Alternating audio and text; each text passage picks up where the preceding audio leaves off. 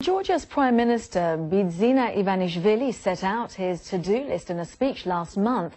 He could have been forgiven if he felt a pang of regret that he'd taken on the job in the first place. His priorities, he said, were democratic values, human rights, EU and NATO membership, mending ties with neighbouring countries, establishing the rule of law, a free judiciary and a free media. So how's he doing? We're joined by Davith Usupashvili, Chairman of the Georgian Parliament. Thank you very much for coming in to speak to us. It's a very long list. How is the Prime Minister doing with it? It is very long but very necessary list in order to make Georgia prepared to join wider Europe. We started this job 23 years ago when Georgia became independent, but because of number of problems, including occupation of our territories by Russia, we had to continue this process now after parliamentary elections of October 1st. Before 9 years, President Saakashvili and his team governed the country. They achieved some progress, but the areas the Prime Minister Ivanishvili identified are still challenging for my country. We need to finish our work. List is ambitious, but we are determined to continue. And one of these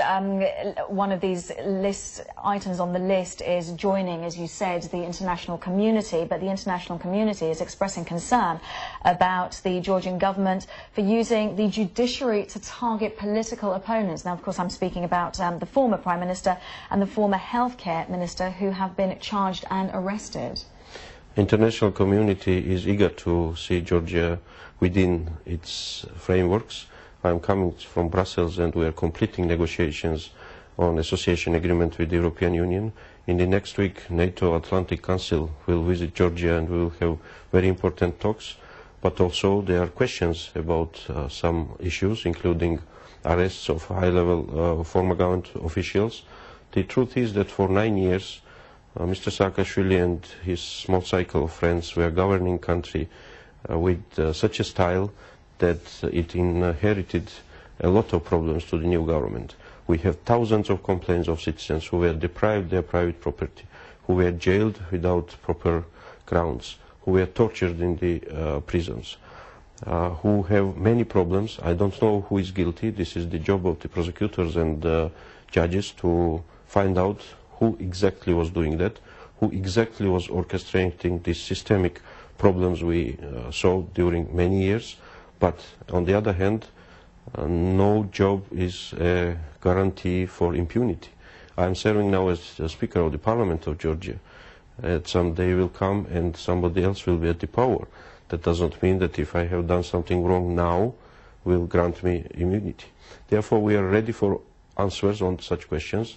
We requested from OSCE ODIHR and we got the special mission which is monitoring every single high-profile court trial.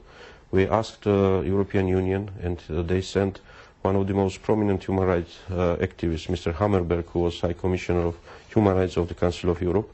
He spends a lot of time in Georgia. He has all the access to all the information and he is reporting back to the Brussels. Therefore, we are urging everybody who is concerned about the state of affairs in Georgia, about democracy in Georgia, come to Georgia. We will give you all the access to all the information and make your own judgment. Okay, but in terms of perception, there is concern that, as the United States and NATO underline, that even a perception of politically motivated arrests mean that Georgia won't be able to enter NATO or the rest of, or be appreciated by the rest of the international community. And there is that question mark that even Mr. Saakashvili could face arrest.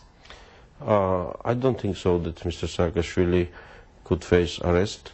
So those charges about allegations that he used money to buy Botox, these kind of allegations that are, well, that won't happen. There's unfortunately a lot of things are coming up, and a lot of things which were hidden is becoming public, and a lot of misuse of public funds and misuse of power is becoming available for the public.